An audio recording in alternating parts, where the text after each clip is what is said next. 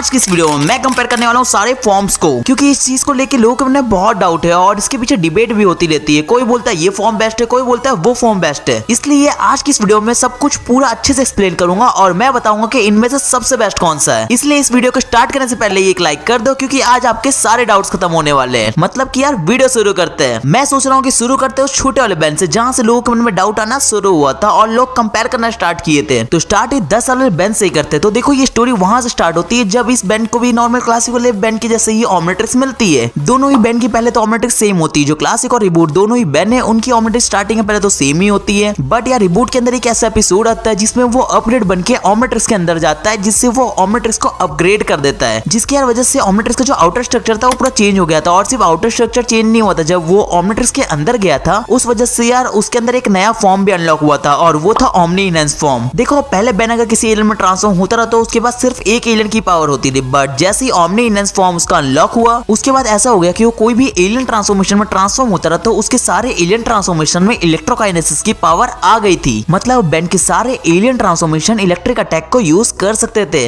वो इसीलिए हो रहा था क्योंकि बैंड के ऑमनिट्रिक्स के अंदर एक ऐसा एलियन था जिसका नाम शॉक रॉक था, और उस टाइम ऐसा हो रहा था बैंड किसी भी एलियन में ट्रांसफॉर्म होता रहा तो उसके बाद एडिशनल शॉक रॉक की पावर आ जाती थी। मतलब उसके बाद आप इलेक्ट्रोकाइनेसिस की पावर आ जाती थी, और वो इसलिए हो रहा था जब अपग्रेड ने ऑमनिट्रिक्स को अपग्रेड किया। हाँ, तो उसके बाद जब अपग्रेड का जो पोर्टल डिस्ट्रॉय हुआ तो ग्लिच ने उस चीज को फिक्स करने के लिए यहाँ फुल मनाई का पोर्टल लगा दिया था, और उसके बाद फुल मनाई का पोर्टल का कुछ इस तरीके से हल होता है, और इसलिए ऑमनिट्रिक्स ओमनी इनहेंस फॉर्म दे रही थी, और इसलिए बैंड को अपने सारे ट्रांसफॉर्मेशन में फुल मनाई का डीएनए मिल रहा था। मतलब वो उनके साथ फ्यूजन हो जा रहा था एक तरीके से। उसके बाद हमें एक और ट्रांसफॉर्मेशन इसी बैंड के थ्रू देखते हैं, और वो तब हमें देखने को मिलता है जब ये बैंड उस चीज को फिक्स करने के लिए ऑमनिट्रिक्स के अंदर जाता है और फिर से ऑमनिट्रिक्स को रिबूट करता है। तो ऑमनिट्रिक्स कुछ ऐसा हो जाता है और वो ठीक हो जाता है, और उनको कुछ दिन बाद ये पता चलता है कि ऑमनिट्रिक्स जिस कैप्सूल में आता उसके साथ एक और चीज थी जो कि उनके ट्रैकर में बार बार उनको शो हो रहा था। और वो जैसे ही उस लोकेशन में जाते हैं पहले तो इनको कुछ भी नहीं मिलता, पर वो जैसे ही थोड़ा ढूंढते ग्वेन को वो की मिलती है जो कि ऑमनिट्रिक्स के साथ आई होती है, और फिर बैन को जैसे ही वो ऑमनिट्रिक्स की मिलती है और बैन उसको अपने ऑमनिट्रिक्स के अंदर डालता है, बूम, पूरा ऑमनिट्रिक्स चेंज हो जाता है और वो कुछ इस तरीके से हो जाता है। और इस टाइम बैन के ऑमनिट्रिक्स में एक नया फॉर्म भी अनलॉक हुआ था और वो था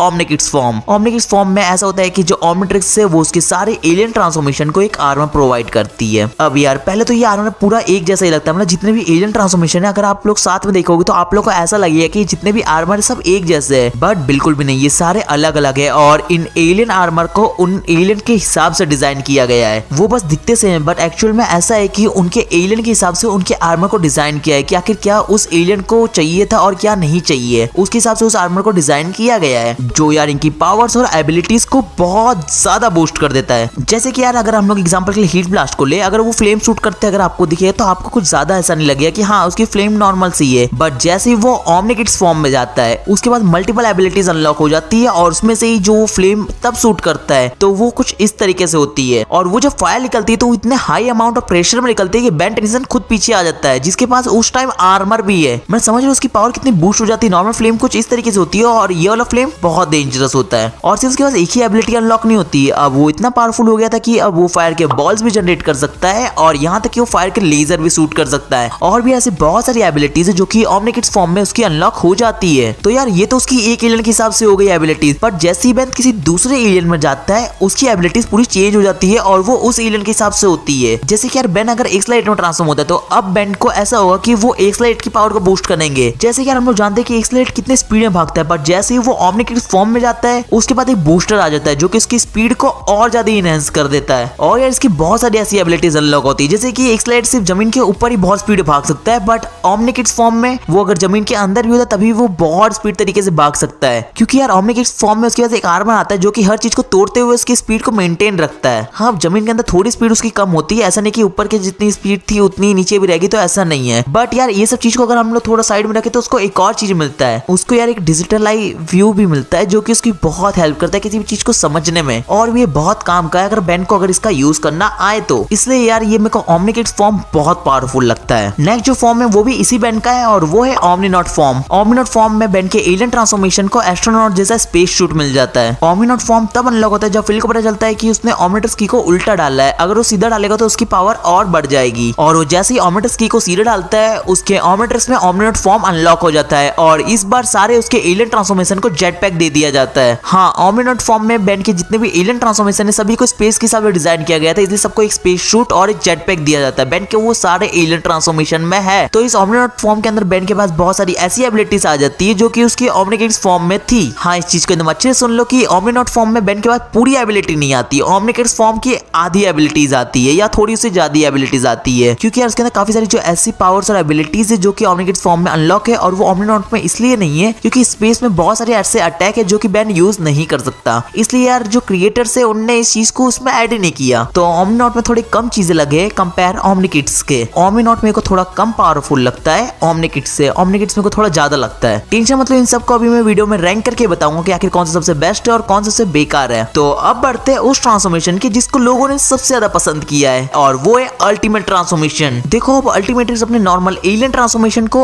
अल्टीमेट फॉर्म देती है, बट उनको अल्टीमेट फॉर्म कैसे मिलता है और उसका प्रोसेस क्या होता है, चलो पहले मैं वो भी बता देता हूँ। देखो अब ओमनीट्रिक्स किसी अपने एक एलियन को लेती है और उसको 1000 ईयर्स के लिए एकदम वर्स्ट सिनेरियो में डाल देती है। हाँ, वो उन हजारों सालों में धीरे धीरे करते इवॉल्व करता है। जैसे कि पहले कोई भी एक एलियन ट्रांसफॉर्मेशन कुछ ऐसा दिखता है अपने नॉर्मल ट्रांसफॉर्मेशन जैसा, बट वो धीरे धीरे जब से वर्स्ट सिनेरियो में उसको डाल देते हैं तो वो टाइम टू टाइम उसके हिसाब से इवॉल्व करता है और जैसे ही 1000 साल कंप्लीट हो जाते हैं ओमनीट्रिक्स वो फाइनल एलियन को दे देती है और उसी को हम लोग अल्टीमेट ट्रांसफॉर्मेशन कहते हैं। और यार इसी रीजन की वजह से जितने भी हमें अल्टीमेट फॉर्म देखने को मिले हम लोग उसको आर्टिफिशियल इवॉल्व फॉर्म कहते हैं, क्योंकि यार उसको आर्टिफिशियल तरीके से इवॉल्व किया गया है। उसको हजारों सालों के लिए एकदम वर्स्ट सिनेरियो में डाला है जिसकी वजह से वो इवॉल्व हुआ है। नेचुरली ये चीज पॉसिबल है ही नहीं किसी भी एलियन ट्रांसफॉर्मेशन के लिए, क्योंकि यार अल्टीमेट्रिक्स किसी भी एलियन फॉर्म को बेकार से भी बेकार से सबसे बेकार कंडीशन में डालती है, तब वो जाके ऐसे इवॉल्व होते और उनकी पावर इतनी ज्यादा बढ़ जाती है। तो अब अल्टीमेट फॉर्म में आप लोग ये चीज तो जानते हो, जब भी बेन किसी भी अपने एलियन के अल्टीमेट ट्रांसफॉर्मेशन में जाता है उसके पास मल्टीपल एबिलिटीज उस फॉर्म में भी अनलॉक हो जाती है, क्योंकि यार बेन जब भी किसी एलियन के अल्टीमेट ट्रांसफॉर्मेशन में जाता है तो उसको नए एबिलिटीज तो मिलते ही है, प्लस जो उसकी पुरानी अटैक्स होते हैं वो बहुत ज्यादा पावरफुल हो जाते हैं। उसके बाद अगर मैं इस वीडियो का लास्ट फॉर्म के ऊपर बात करूं तो वो था फ्यूजन फॉर्म, जो कि हमें दो बेन के थ्रू देखने को मिला है। फर्स्ट ये 10 साल वाले बेन और सेकंड हमें बेन 10,000 के पास देखने को मिला है फ्यूजन फॉर्म। 10 साल वाले बेन के पास टेम्पररी टाइम के लिए ये फॉर्म था, इसलिए इसको कंसीडर नहीं करते, हम लोग बेन 10,000 के फॉर्म को कंसीडर करते हैं। फ्यूजन फॉर्म में ऐसा होता है कि बेन दो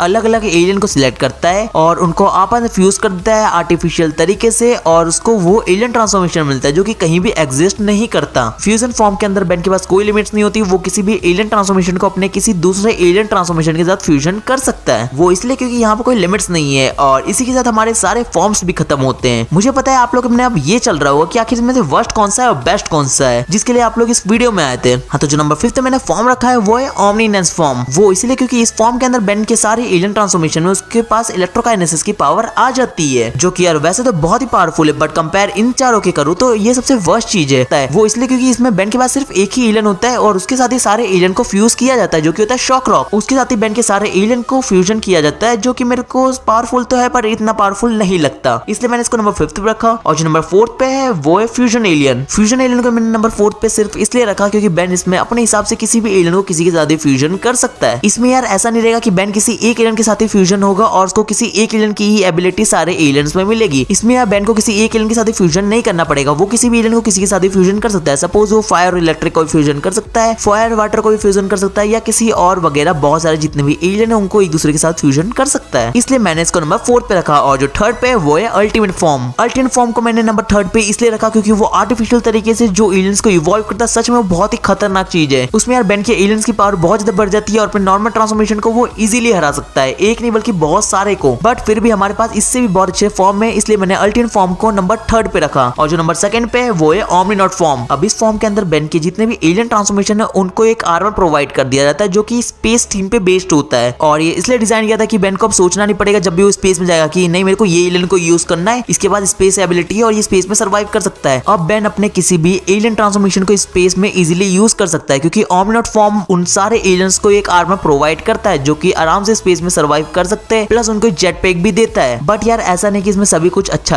है, इसमें एक बुरी चीज भी है कि बहुत सारे ऐसे अटैक्स है जो कि वो स्पेस में यूज नहीं कर सकता, वो सारे इसके सूट से निकाल दिए गए हैं। और यार ऐसी बहुत सारी छोटी छोटी चीज भी है जो कि इसको और पावरफुल बनाते हैं, वो भी ओमनीनॉट फॉर्म से हटा दिया गया है, और यार इसलिए मैंने इसको नंबर 2 पे रखा। और जो नंबर 1 पे है वो है हमारा ओमनिकिड्स फॉर्म। देखो अब इस चीज को लेकर मैं लिटरली बहुत कंफ्यूज था कि आखिर मैं नंबर 1 पे किसको रखूं, बट यार मैंने इसको बहुत अच्छे से सोचा और मैंने अर्थ के बेसिस पे रैंक किया और मैंने ओमनिकिड्स को नंबर 1 पे रखा, क्योंकि यार हमेशा तो बेन स्पेस पे फाइट करेगा नहीं, वो कभी कभार ही जाएगा जो कि ओमनीनॉट सही है, इसलिए मैंने इसको नंबर 2 पे कर दिया। ज्यादातर बेन की जितनी भी इंपॉर्टेंट फाइट्स है वो उसके अर्थ या किसी और प्लेनेट पे होती है जहाँ ऑक्सीजन रहते हैं, जो कि हमने बेंटन क्लासिक से लेके ओमनीवर्स तक देखते आए। इसलिए यार मैंने ओमनीकिड्स को नंबर 1 पे रखा, क्योंकि ओमनीकिड्स फॉर्म के अंदर बेन के पास मल्टीपल एबिलिटीज तो अनलॉक होती है और उसके एलियंस की पावर बहुत ज्यादा बढ़ जाती है। तो अब यहाँ पर हमारी वीडियो खत्म होती है। अब जो भी मेरी लिस्ट से सेटिस्फाई नहीं है वो ओमनीनॉट और ओमनीकिड्स को ऊपर नीचे कर सकता है, क्योंकि दोनों में ही माइनर सा डिफरेंस है। कुछ चीज इसमें अच्छी है, कुछ चीज इसमें अच्छी है। मैंने अपने ओपिनियन पे मैंने रैंक किया इस वीडियो को, और इसलिए अगर आप लोग को अगर ये वीडियो अच्छी लगी और अगर आप लोग मेरे रैंक से सेटिस्फाई हो तो इस वीडियो को याद से एक लाइक कर देना। जिनने भी अभी तक वीडियो को लाइक नहीं किया कर दो यार वीडियो को लाइक, और यार चैनल को भी सब्सक्राइब कर लेना बेंटन की और ऐसी इंटरेस्टिंग वीडियो को देखने के लिए, और बेल आइकन को भी याद से दबा देना। तो कमेंट से मुझे बताना कि आप लोग को इन पांचों में सबसे बेस्ट कौन सा फॉर्म लगता है। अगर मैं अपना पर्सनल ओपिनियन बताऊं तो मुझे अल्टीमेट से तो बहुत ज्यादा प्यार है, पर अब धीरे धीरे ओमनीकिड्स से पसंद आ रहा है। क्या करूं यार, चलो मेरे को आप लोग ही अपना कमेंट से बता दो कि आपको कौन सा सबसे ज्यादा पसंद है। तो अब इस वीडियो को एंड होने से पहले मैं आप लोग को ये बोलना चाहूंगा कि अगर आप लोगों ने मेरे इस वीडियो को नहीं देखा जिसे मैंने बेन की स्टार्टिंग से लेकर एंड तक सारी ओमनीटर्स को एक्सप्लेन किया है, तो जल्दी जाओ इस वीडियो पे क्लिक करो और जाओ इस वीडियो को देखो यार। इसे मैंने सारी ओमनीटर्स को बताया है स्टार्टिंग से लेकर एंड तक। तो मैं आप लोग से मिलता हूँ नेक्स्ट वीडियो में। Bye bye guys.